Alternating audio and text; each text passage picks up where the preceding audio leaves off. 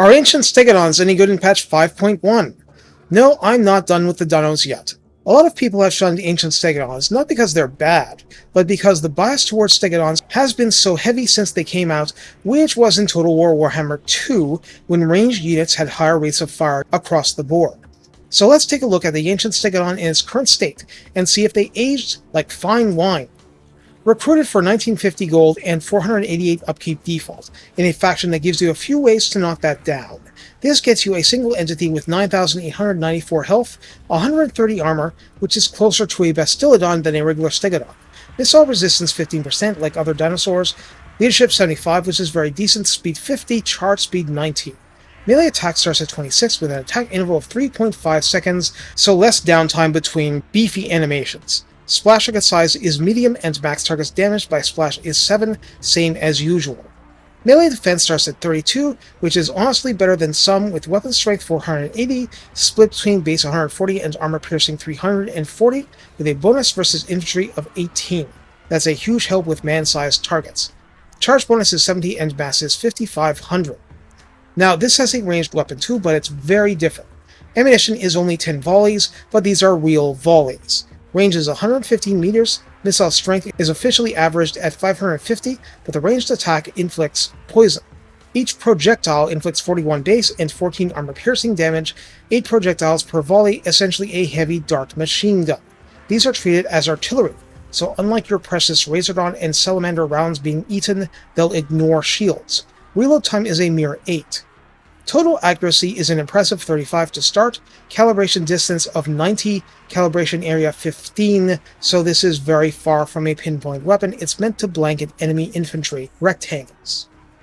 There's a small penetration size and max targets penned of 2 after the first, but the small size is not reliable and only works on very packed units. Now I'm going back into my script after having taken the footage, rewinding time to make clear one thing, that 10 ammo, it's lying to us. I'm not exactly sure how it's lying to us, what the basis of the lie is, but it's definitely lying to us. These Howdahs are spewing out clusters of darts regularly from, 2 positions at least, but these bursts are happening regularly and aren't using up the entire ammo unit like you'd expect. They are firing way further into the fight than they have any right to, according to the math. The card here does say 8 projectiles, but something else is going on.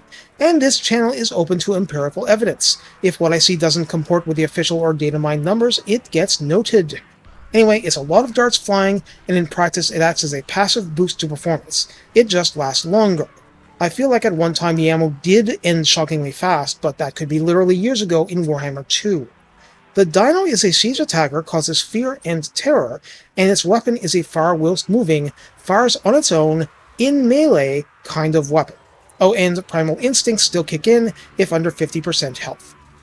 In the redline skills, it's the good old beast driver, plus 6 melee defense at 3 pips, plus weapon strength plus 12%, and missile strength plus 8%.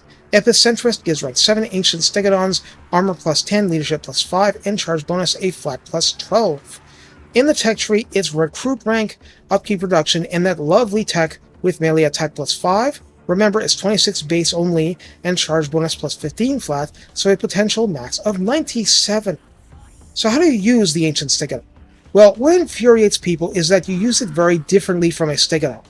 Well, if you need that one damaging unit to incite an opponent to charge you from long range, that's a problem. The range here is way too short. The ranged weapon should only be unleashed in the middle of charging into enemy mass. This is a melee tank with benefits, able to hit harder in close action. The 26 melee attack is 4 worse than usual, but the leadership is 10 better, armor and health a fair bit buffed too. Basically, if you fear a situation where you can't get 100% out of your Stegadon, you rarely will have that concern with an ancient variant.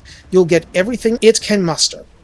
There is no rule as missiles can't deter aerial attackers. The nature of the missile weapon may mean that you'll want to turn it off until you get into the proper target, but yeah, it'll do work for you.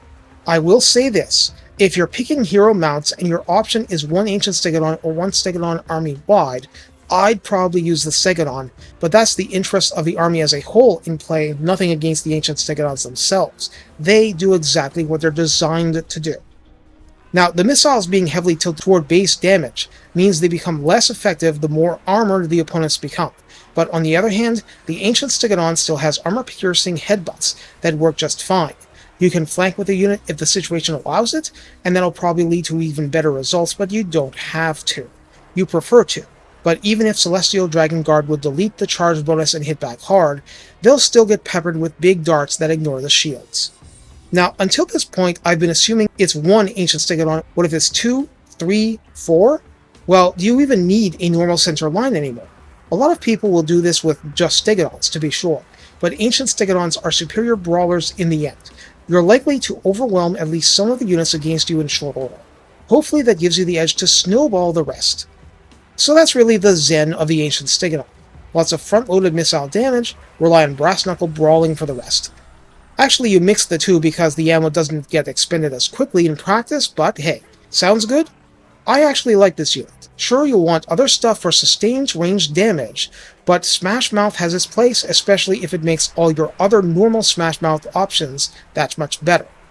Take care, and have fun using Sotek's string to play lovely melodies of enemies screaming!